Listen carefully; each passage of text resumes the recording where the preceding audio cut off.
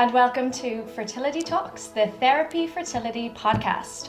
I'm your host, Ranae von Meding, and this season I'll be sitting down with none other than the Medical Director of Thérapie Fertility, Dr. John Kennedy.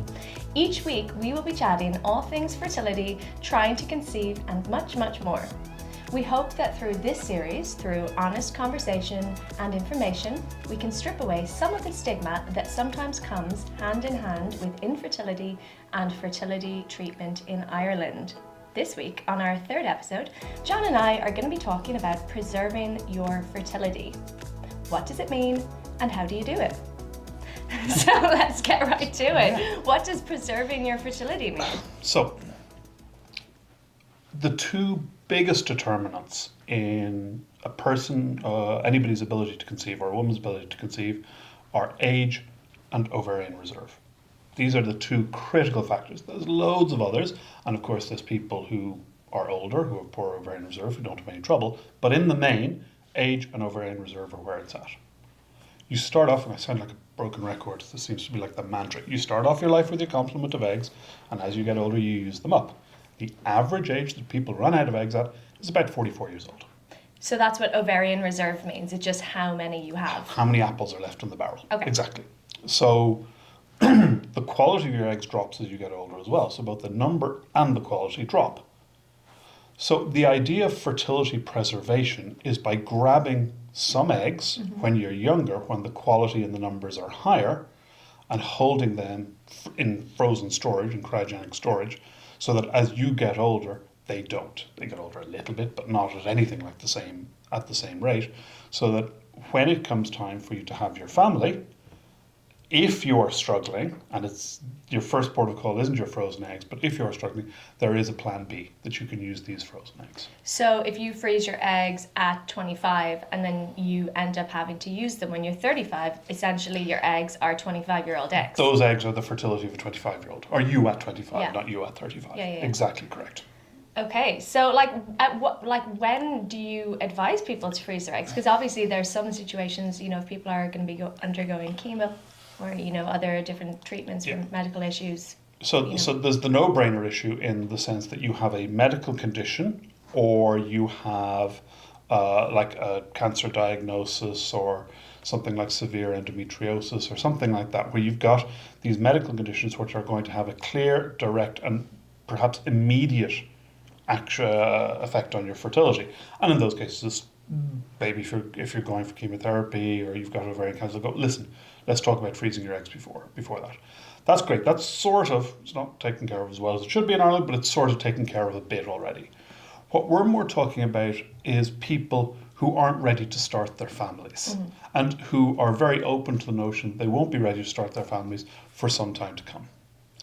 We know that people tend to hold their fertility potential until the age of about 33, 34-ish, and then it drops sharply there afterwards.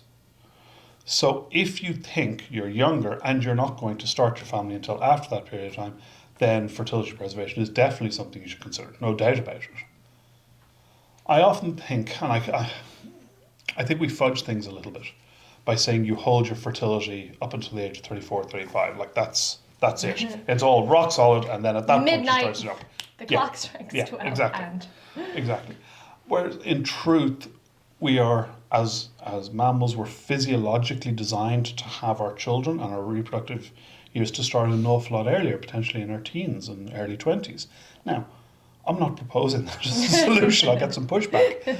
I mean, that's crazy. When people are focused on their education, on finding the right relationship, on developing and growing as an individual as well, find themselves. Not just baby making machines. Yeah, I know, ridiculous. Until you hit the menopause and then you're done. I mean, it's just crazy. So we have to acknowledge and be respectful of those social changes that are happening that are causing people to start their families at 32. But it's definitely true to say that more people struggle at age 32 than at age 22. Sure. We don't have huge data on this because the numbers in these cohorts of people going through fertility treatments aren't so high. But that's a true statement. So while you say you hold your fertility, what we're really saying is there isn't a massive statistical drop in fertility or a massive uptick in subfertility or infertility until you hit 34.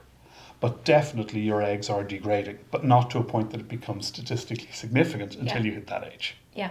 And do you find when people come in and freeze their eggs, maybe in their 20s, do you find that a lot of those people actually do come back to use them? So the first problem we have in that question is that very, very few people are freezing their eggs in their 20s. Okay. I think. Do you see most people coming in their kind of early 30s? I wish. I think so what we say is the optimal time to freeze eggs is under the age of 34. I would say 70% to 80% of the people I've looked after for egg freezing have been over that age. Okay. I would say I have seen 5 patients under the age of 30. Wow. And why do you think that is? Do you think that people kind Awareness.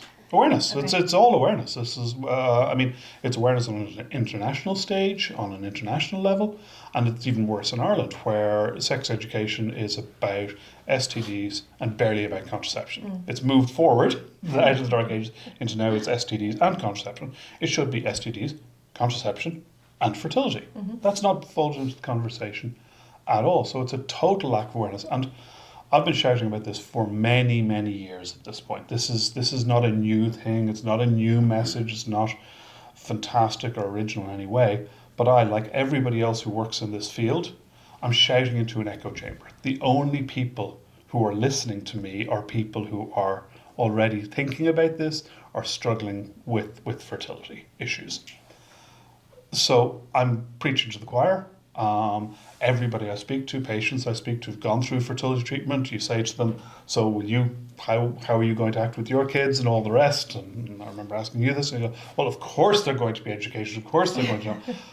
That's great, but you're a small subset of the population. Yeah. So what I'm really happy about is that with something like therapy, and I'm not shilling here, it's just a statement of fact, that access and outreach in terms of education to a wider group of younger people who aren't at all thinking about fertility is really, really powerful.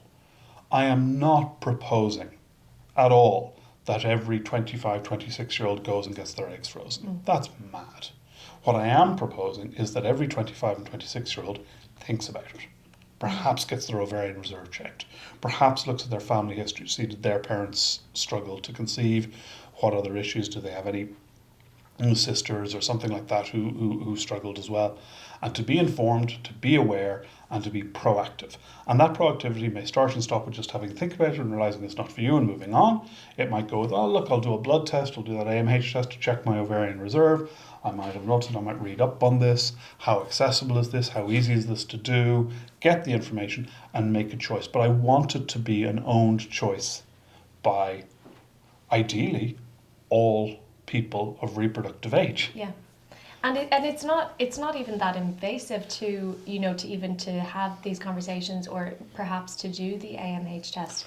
Like, it's so simple. It's literally a little blood test. You could do it with a capillary fingerprint test. Yeah. It's so simple. And I think when people hear AMH test or ovarian reserve, they think, oh my God, that's like, And don't get me wrong, it can be traumatic. Don't do a test unless you want to know the answer. Exactly. And you can get bad news, but not doing that test, if it is going to be not great news, you're just burying your head in the sand. This is something you're going to have to deal with at some point. And I know it's tough, but the younger you are, when you start to deal with that, the better off you are.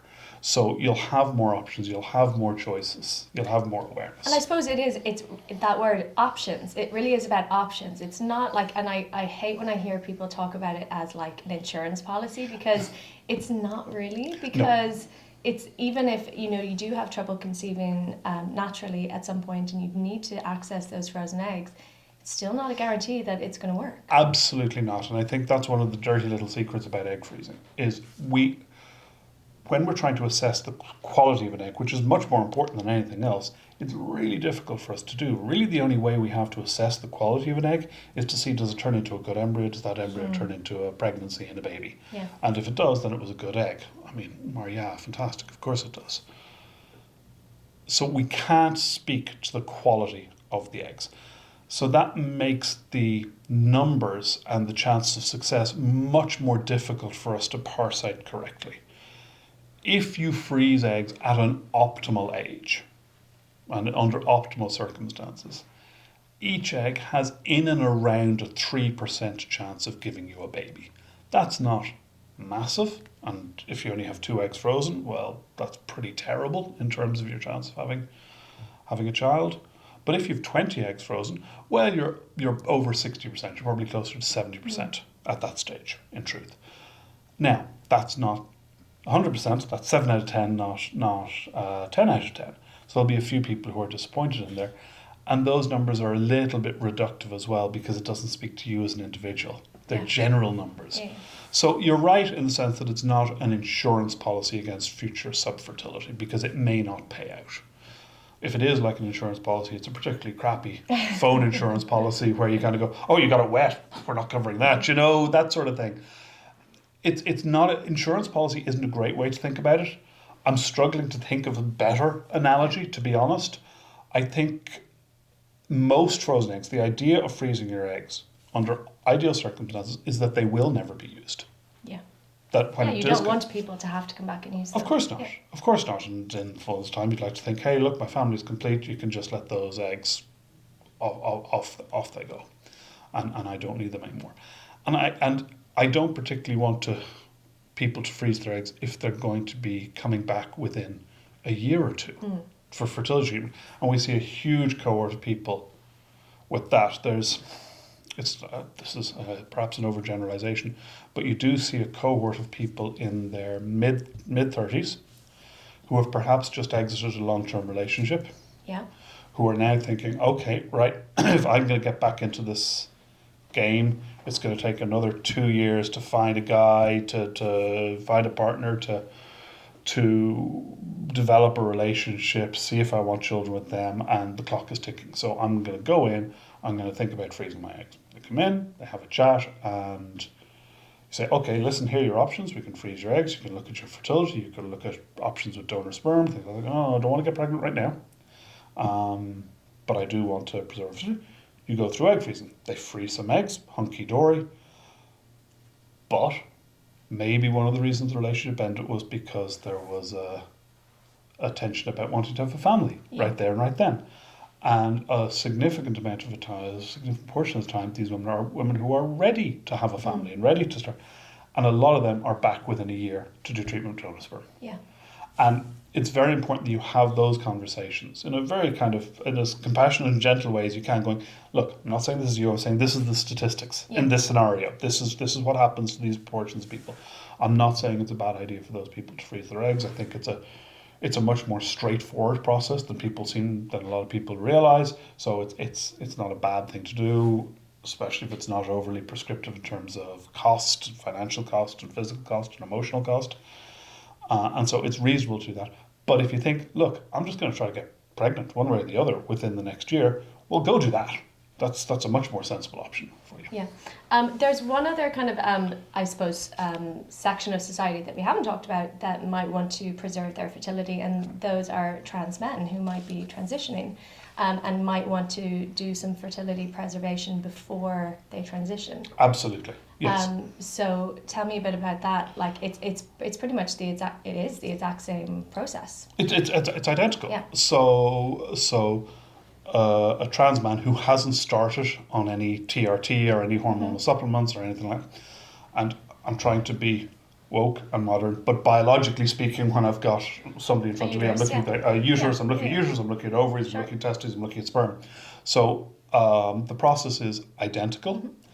Obviously, if you do then transition, the notion of carrying, you can still do that, but it would involve perhaps some more radical changes than that person may want to do, but reciprocal. Yeah, if you have a partner who might carry at some point. 100%. It's absolutely no problem. And I would like to think that that's a subset that we will be looking after going forward in both directions. Sure. Trans women and trans men. Absolutely. And I don't quite know how much those conversations are happening. That's a space that I definitely need to educate myself more on. Perhaps you might give me some guidance on this. People who are transitioning or who are thinking about starting the process of transitioning, do they want to have a fertility conversation, or is that in any way, shape, or form offensive? I suppose, like, I can obviously only speak anecdotally because this is not my lived experience, but from speaking to friends, I think oftentimes it's been something that people are afraid to talk about. Number one, because people are afraid to actually approach the clinics that are very traditionally heteronormative and unsure of what the response they're going to get, how they're going to be treated as an individual. So I think that's really important, and one of the core values of therapy is that. Oh God, that's yeah. I'm just yeah. You know, and then a lot of times people are transitioning young, and if you're young, you're not necessarily thinking about fertility. Yes. But I think it's a really important conversation to have.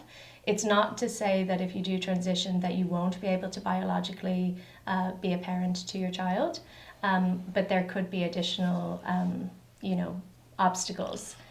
So it's definitely a conversation that needs to be had. It's about options, and I mean, you were good enough to say it's not your lived experience, and you don't claim to be an expert. I claim to be profoundly ignorant here. Yeah.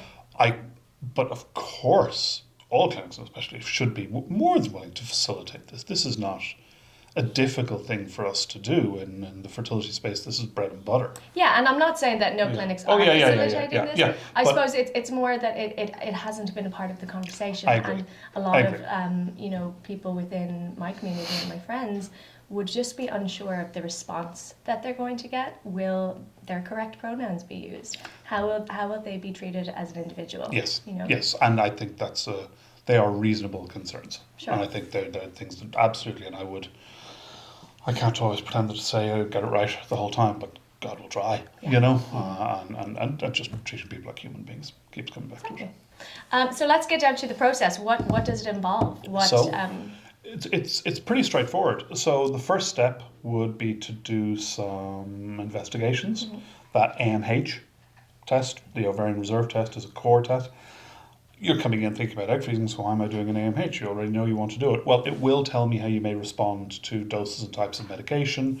It will also give me an idea it'll start to give me an idea of how many eggs we may reasonably expect from the process. So how many eggs, this is getting really into it now, how many eggs do you need to have? Well, I don't know. I mean, it's statistically true to say you're better off having one egg frozen than no eggs frozen. That's a true statement.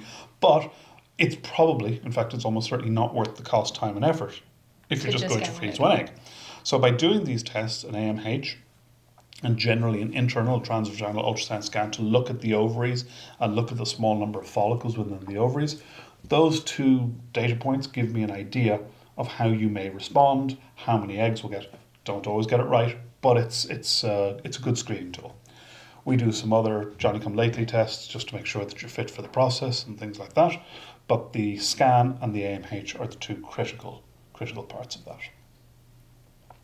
We then make a determination based on those results as to whether or not we think egg freezing is good for you. So we don't know what the right number of eggs to have frozen is. Traditionally, we've said 15 to 17 to 20. It seems to be a nice kind of number. It gives you as we say, if it's optimal, a 60-70% chance. I can see in the future people wanting more. Yeah. I don't think that's unreasonable if it's accessible, if it's affordable, if. The cost of storage is the same regardless if you have one egg or 50 eggs. So if you can get more, then go for it. But the number of eggs you can get on any one cycle, if you got 40 eggs from one cycle, that's too many. You're going to take a massive hit in quality on those eggs. So you don't want to get more than kind of 20, 25 maximally mature eggs from and even that would be high. So sometimes it might take more than one round of egg freezing to get you where. And do you see people doing a couple of rounds? Oh, very frequently. In fact, what I would be advising people is that if they're coming in for egg freezing, it's not unreasonable at all to think in terms of 2 rounds, 3 rounds. I think if you're going above 3 rounds, you're starting to get into the weeds a little bit, and you have to start thinking, is this right for you? Are we doing this because your ovarian reserve is low, and should that shift the focus of the conversation a little bit into, look, how important is it having a family to you, because you might need to get cracking a bit faster. But I've had people who've gone through 5 and 6 rounds, getting 3 or 4 eggs each time. Oh, that's tough. It's tough, but at the end of that process, and they got it out, and at the end of that process, it accomplished exactly what they needed it to accomplish. Those people haven't used those frozen eggs yet, and I hope in the fullness time they don't need to, and all the rest. But they came in, not a problem, but a potential issue was identified, and they stepped up and did their best to deal with it. And you got to respect that. Sure. So, but in the main, I like to think in terms of we could probably get across the line in 2 to 3 rounds. Yeah. And so the process, so testing. So you do your testing. Medication. You decide you want to do it. Then you're on medication. You're probably on some medication for a week or so before a period. Injections, pills, patches. Tablets to start with, Yep. to just control and coordinate the cycle a little bit for about a week before a period. Then you're on injections, 2 to 3 injections, or maybe 1 to 2 injections for a period of about 12 to 14 days, maybe 2 or 3 scans in that space. I feel like a rookie again, because it's been a couple of years since, 3 years since we went through the process. Is it Gonal-F that you'd be on at that stage? Yeah, so or something like Anyone that. who's been through any sort of fertility. That's why I say Mars bar, Twix and stuff, chocolate bar. Yeah, Gonal-F is a subtype, but yes, it's FSH, it's follicle stimulating hormone. It's the same hormone that your head produces to stimulate the So ovaries. it's just a lot more Jacked up. Yeah. Absolutely. So really what we're doing is, instead of your body naturally producing 1 egg or 2, if it does in a cycle, you're wanting to make lots and lots of them. Yes, but we're capturing the eggs that were going to be thrown away that month. Yeah, so that was a question, you know, because sometimes people are like, oh, well, I don't want to do this because, you know, I'm going to take away from the eggs that I would have produced. But you're not. They would have been You're just... not. Nature is the wasteful entity here, not us. So we're capturing what was going to be lost. Okay. So that's the key part of this. So across that period of 12 days, you'd have a few scans. We'd look at the ovaries when the little follicles, those little fluid-filled sacs, and the ovaries get to the right size. You take a trigger injection. We then bring you in. We give you some sedation. It's not a general anesthetic. It's nice, though. It takes different people in different ways. We'll talk after. I mean, it's very effective, and you're very comfortable. And over about a 10-15 minute procedure, we pass a very small needle in through the top of the vagina into the sacs and the ovaries. So is it through like a catheter? Yeah, it's a very, very long, thin, sharp needle that we put in under ultrasound guidance. And we pass it into each of these little fluid sacs and apply a little suction pump, suck out the fluid, suck out the fluid, suck out the fluid, give that fluid to the embryologist. And then they look at the fluid and they look for eggs. They look for eggs. So how soon do you know how many you have? So you'll be told after the procedure that day how many eggs we got, but then the embryologist has to strip the eggs, strip the layer of what's called cumulus cells, those little clouded cells, out from around the egg, and then the embryologist makes a determination if the egg is mature or immature. And if it's immature, they don't keep it. It's no good anyways. It's no good. So it's not frozen, and then you freeze the mature eggs. And that one step actually causes a lot of confusion. So usually the maturity rate is going to be about 70 to 80% of the number of eggs in and around. So you got 10 eggs, we think maybe 7 or 8 of them will be mature. That's normal. And an immature egg probably wasn't a very good egg because it wasn't responding in the same way. But because there's that deviation between mature and immature, people tend to equate mature eggs with good quality eggs. And that's not true. We have to keep beating that drum. We cannot tell you if these mature eggs are good or not. And the only way you're going to know is once you try to use them. Turn them into embryos. Yeah. And that was a question. Do people ever go through the process of saying, I want to freeze my eggs, and then say, actually, I want to fertilize these eggs, either with my partner's sperm or with donor sperm, and then freeze embryos? Sure, absolutely. And I think that's, in many ways, from a purely medical point of view, if not from a social point of view, I really like that, because by freezing embryos 5 days later, at the blastocyst stage, I have a much better idea. You still don't know. To say no, but I have a much better idea about the quality of these embryos and the likelihood of success with them. Yeah. And also, even still, eggs are more delicate than embryos, so embryos freeze and thaw better. Yeah, so you're more likely when you go to the defrosting. So you've got I don't think that's a very medical term. Defrosting. Defrosting, thawing, bunging in the microwave. The thaw survival rate for embryos much at higher, day 5, right? 95, 98, 99%. For eggs, 80%, 80 and above. So if you were trying to look at success rates, you've got to subtract that. Now, so why doesn't everybody just freeze embryos? Well, I can see some potential problems. If you're a single woman, you're going to be genetically wedded to whatever sperm you use. And if you do find a partner, then they can't be genetically involved. Yeah. So that's a hill you'll have to get over. And On the flip side of that, if you're with a partner and then you end up splitting, you won't be able to use the embryos because you own them jointly. Perhaps you can work something out. But if your ex refuses, then of course, belongs to them as a unit. So there's definitely some potential issues you could run into there. So if you're in a lesbian relationship, same-sex relationship, you have two biological females, then you can use donor sperm to make embryos, so long as you're both happy with that donor sperm, and that can be a pretty clever way of doing things if you don't want to have children. But again, that relationship could break down. 100%. I remember I had a woman a number of years back, and she was going for some treatment. She was going to have whole body radiation. And the one thing we can be absolutely certain of is that it was going to absolutely knock out her ovaries. And she had been to another unit already. She was in a relationship. She was 26 years old. She was so young. And she had frozen embryos in another unit. And she was due to go in for this whole body radiation procedure in about like 3 or 4 weeks from each other. And she just came by and said, listen, I asked them about this in St. Elsewhere, and they said, no, you're much better off freezing embryos. You're in a relationship. She said, I'd kind of maybe like to freeze some eggs as well. Just to be... Well, that sounds very reasonable to me. I mean... I don't know you. When I was 26, I was an awful idiot. I wouldn't for a moment claim to be the same person I was back then. And life happens and events happen, so we froze eggs for her. We managed to get her in and do it. And again, she's never used those eggs, I think. But I'm really happy that was there. I was disappointed that wasn't pushed as being the primary option for her. Fine if you're. I think you have to, can't speak absolutely, but you have to be respectful of people's age and circumstances and go, listen, it's almost the equivalent to a certain extent of sterilizing somebody who's 26, except for this one guy, and that just doesn't seem right to me, so I was happy to do that. So say we have these eggs frozen and then someone does come back to use them years later, either with a partner, with donor sperm, whatever. Do you do IVF or do you do ICSI? You have to do ICSI. And why is that? So, just for people who haven't been glued to the podcast the last 3 weeks. What? I know. IVF is the process of leaving the eggs and sperm in a dish to fertilise themselves. ICSI is the process of injecting a sperm into each egg. One single sperm. One single moving, normal-looking sperm into each egg. For frozen eggs, you have to do ICSI. You can't do IUI, you can't do IVF. You have stripped and frozen these eggs. The only way to fertilize them is with ICSI.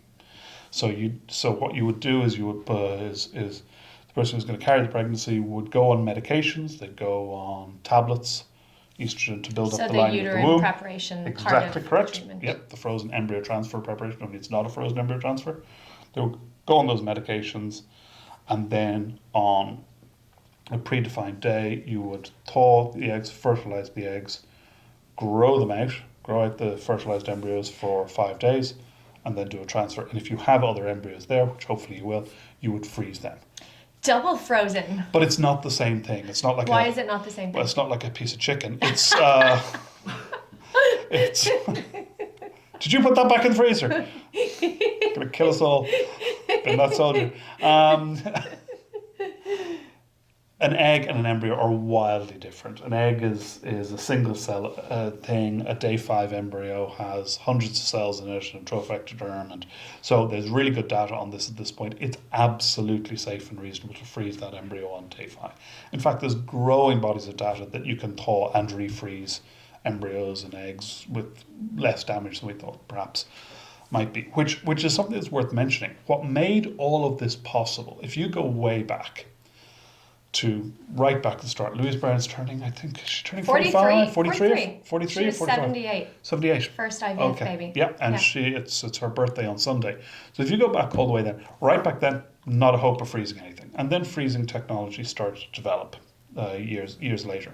But they were slow freezing. And when you slow freeze something, not a bad analogy is ice cubes in your freezer. You get little cracks. So as water freezes, it crystallizes, it freezes slowly, it crystallizes, and you get shearing effects which cause breakages and cracks.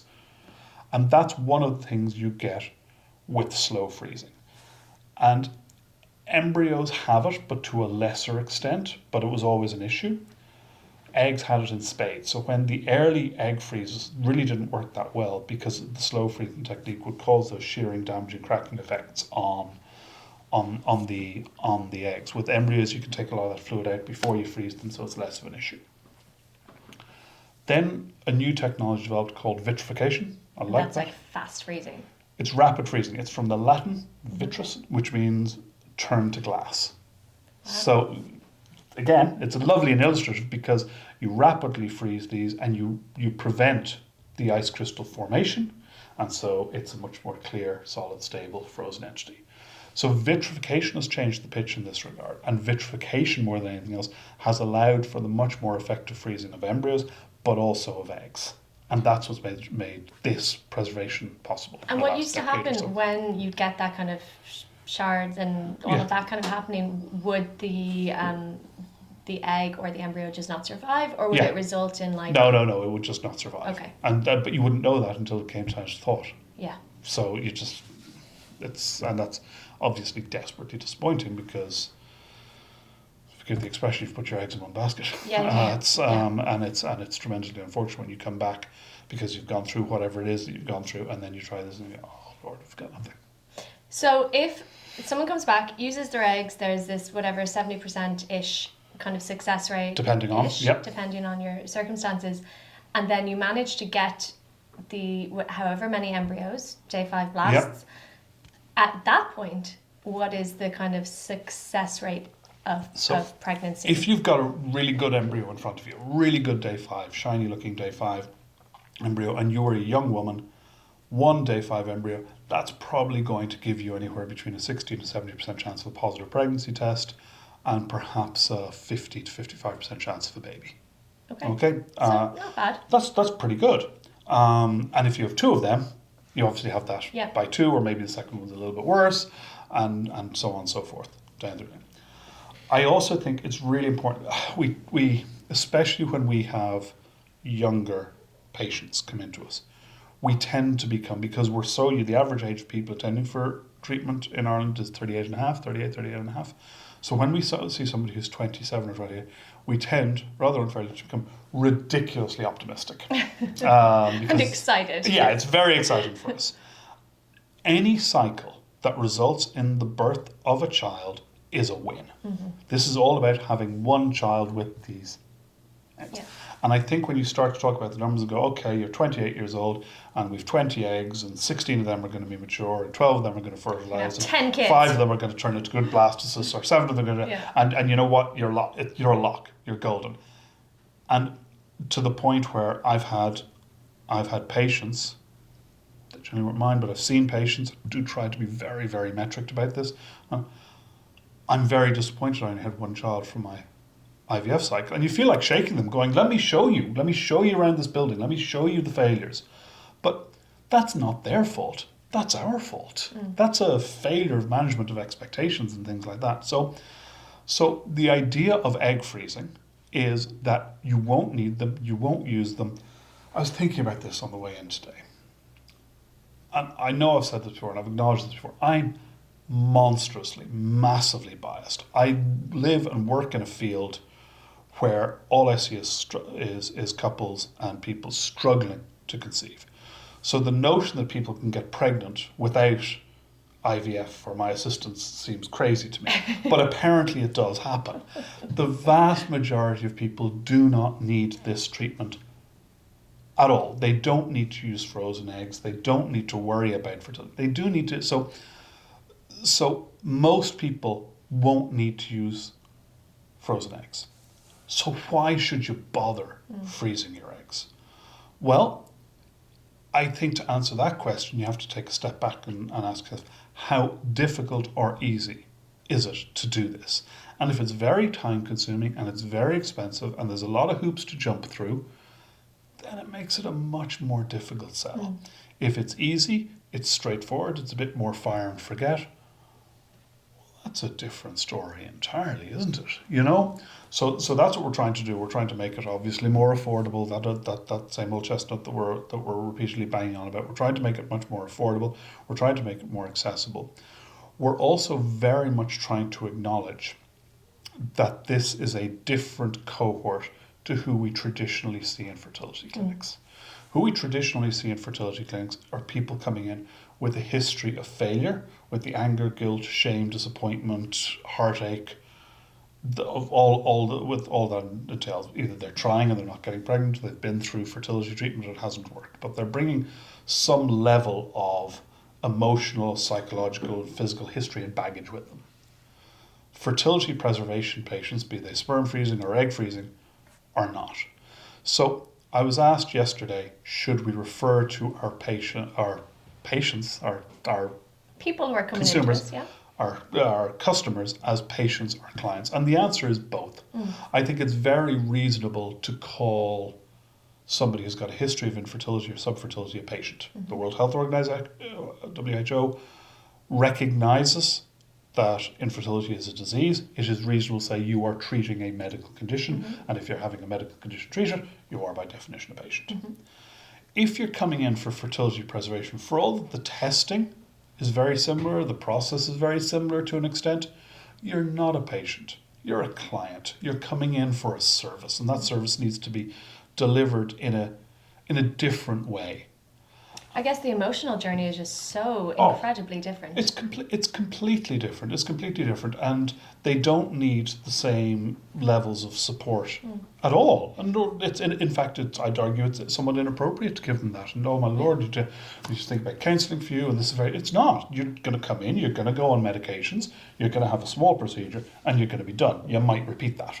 Yeah. You know, so it's how we interact with these clients should be very different from how we interact with our patients generally. But of course, if we're working in this field, we've been seeing patients for all our professional career, and it can be difficult or challenging to flip that switch and move into what I'd like to think we're going to be doing in therapy fertility is being very respectful of those differences, and to allow patients to advocate for those. Yeah, and I suppose even someone like me and my wife coming in for treatment, we weren't necessarily patients because we weren't coming in with any history of infertility. We were coming in because we needed to access a service, which was donor sperm. Absolutely correct. You're a third cohort. What do we call me? I would still refer you to as client, okay? But I would heavily caveat it by saying there are limitations for a couple who are going through reciprocal IVF or something like that. Look, there's no reason to think this won't work, except that statistically, a lot of the time, this doesn't work. Yeah. It takes a couple of bites of the cherry. And also, you might actually, either of you, have some sort of infertility and not know because you've never tried. Absolutely. Yeah. So you do the tests, but even where all the tests are normal, trying to manage the expectations, trying to walk that line between positivity and negativity, between optimism and pessimism, is very difficult. It's also critical to do. It's really important. Yes, there's no reason why this shouldn't work. A lot of the time it doesn't work. A lot of the time it takes a few goes or we have to move things around. So your emotional journey as a couple trying to get pregnant is wildly different from somebody's emotional journey who's just freezing their eggs. Oh, yes. Oh, yes, because when you're freezing your eggs, it's with like the hypothetical, maybe one day I'll use these, maybe one day I'll want a baby. Whereas with us, we are like at that point where like, let's make one now. So the heavy emotional psychological load that comes with fertility treatment tends to, not absolutely, but tends to come at the back end. It tends to come with the embryo, with the implantation, with success and failure from that point onwards. With egg freezing, you have none of that. Yeah. So it's a difference. Two last questions. Ooh. Do people get emotionally attached to their eggs? Because I know certainly people do get emotionally attached to their embryos. Yes. So is there that same thing with eggs? Yes, they tend not to disclose that to me, but absolutely, yes, they do. And it comes back to that expectational management thing, where speaking as a clinician, as somebody kind of scientist-y background, you're saying, please don't do that, but how can you not? Yeah. You've put... For all I say, it's a straightforward process. It is effort. You've put effort and time and commitment into doing this, and you feel like there's a value add from having that, and It's perfectly okay to have a reassurance, but I would urge people to steer out of naming your eggs, naming your embryos. Yeah, we have 3 embryos left. They don't have names. That's good. But we are attached to them. Yes. Yeah. I always felt the term frosties, which I've seen a lot. Yeah. There's a little bit of anthropomorphication going on there, and look, what am I going to say? Don't do that. Of course you're going to do that. It's very natural. It's very human to do that. But I don't regard eggs, sperm, and even embryos as being human beings. No, I would argue that they're the potential. They're Exactly. potential As you say. humans. As you say. But yeah, people do get attached. If someone comes back, last question, if someone comes back and defrosts their eggs, creates embryos, how many do you put back in? Never more than 2. Is that the the answer. law? No. Okay. No, there's no law governing this in Ireland. So do some clinics put back more than 2? I don't think there's. Because there was a time. Yeah, I don't think I can't speak to them. I don't think so. I think it's you're sailing pretty close to the wind if you're putting. I mean, back in the day when you were doing day 3 transfers or day 2 transfers, and you're really having a nod if these are, I suppose you can make an argument. I think by putting more than 2 embryos back in at a time, you're absolutely giving up control. Yeah. And twin pregnancies are tough. Don't get me wrong. They're tough financially, they're tough physically, they carry increased risk obstetrically, they carry increased risk for the babies, they carry increased risk for the mothers. So while a lot of patients would be very happy with twins, they regard it as being a good outcome, we in the field don't regard it as being a good outcome. We regard it as being a necessary evil in order to efficiently deliver care. We would prefer there not to be twins. In the past, if you were, with the slow freezing techniques, if you were going to lose 30% of your embryos by freezing and thawing them, there was a statistical pressure on you to put those embryos back together and take the risk of twins. Now we're in a situation where we know the freezing and thawing is really successful, so it is safer and more reasonable to do single embryo transfer. So the vast majority of the time, you're going to put embryos back one at a time. Sometimes if somebody's had repeated failure or they're that little bit older, you can consider putting 2 back in. If we're talking in the context of fertility preservation, grow outs, and let's say hypothetically somebody froze their eggs when they were 28 and they're now 44, and go, can I have 2 embryos back in so I'm 44? These are 28-year-old embryos, So let's, and is that a decision that is solely on the clinical side, or is that a joint decision? It's a good question. There are medical conditions. Suppose you've had a couple of treatments to your cervix. Suppose you've had a treatment to your uterus. Suppose you have other medical conditions, which I feel put you at increased risk in pregnancy, especially if you had a twin pregnancy. I may make a determination to say, I am not comfortable. I can't stand by this. If people go, I still really want to do this, well, if somebody is pushing back, if somebody says to you, I want you to put 5 embryos back in me, my job isn't just to say, I'm not doing that. My job is to educate them as to why that's a really terrible idea. If at the end of that process, after me taking the time and going through the data and the statistics and all the rest of it and breaking it down in very clear, understandable terms, if at the end of that, they still come back and go, I want to have 5 embryos put back in. Either I'm bad at my job or they're just not getting it. And at that point, that's a breakdown in the relationship for whatever reason. I don't think it's because I'm bad at my job. I just think you can't hear me. And so you should get them to go someplace else or see anything. So we do have limits. But in the main, if it's a conversation between putting 1 embryo back or 2 embryos back, what I very much like to do is be non-paternalistic and try to inform, educate, and then most people generally make the right choice. And that would be for 1 rather than 2. We were those people. We were those annoying people. I remember I had a couple in with me, and they'd done a cycle, and they had 2 embryos frozen. She was young. She was 35. If you're under 34, I'm really going to be a bit bolshy if you want to have 2 embryos put back in. I'm really going to push you towards 1. I'm going to be a little bit some kind of way about it. But she was 35, said, I want to have 2 embryos back in. And just so have you spoken to anybody? Do you know anybody in your life who's had twins? Oh yeah, my mum had twins. I said, oh great. So you spoke to her, and what did she say? Because I know what the answer is going to be. And she hated it. She said it was awful. And she said, I absolutely shouldn't do it. I went, well, that's great. So what are we going to do? I'd really like to have 2 put back in. Head in your hands. And I get why. It's a bargaining thing. You know, I just want to get this done. My chance will be higher.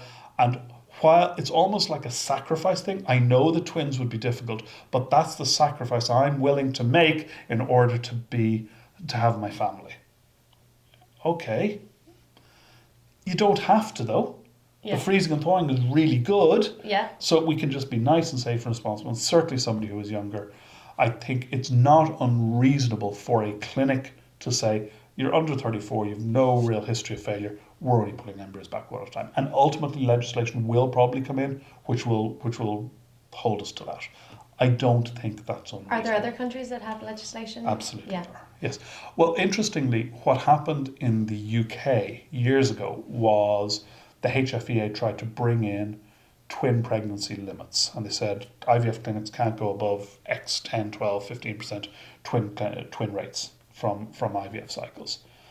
And one clinic in London, I think it was ARGC, really, really well-known, internationally renowned clinic, was consistently going above that because the guy there was consistently putting 2 embryos. The HFEA came in, this was years ago, said, listen, we're going to revoke your license if you don't, straighten up and fly right. And he took legal action against them. He said, my patients are being informed, are being educated.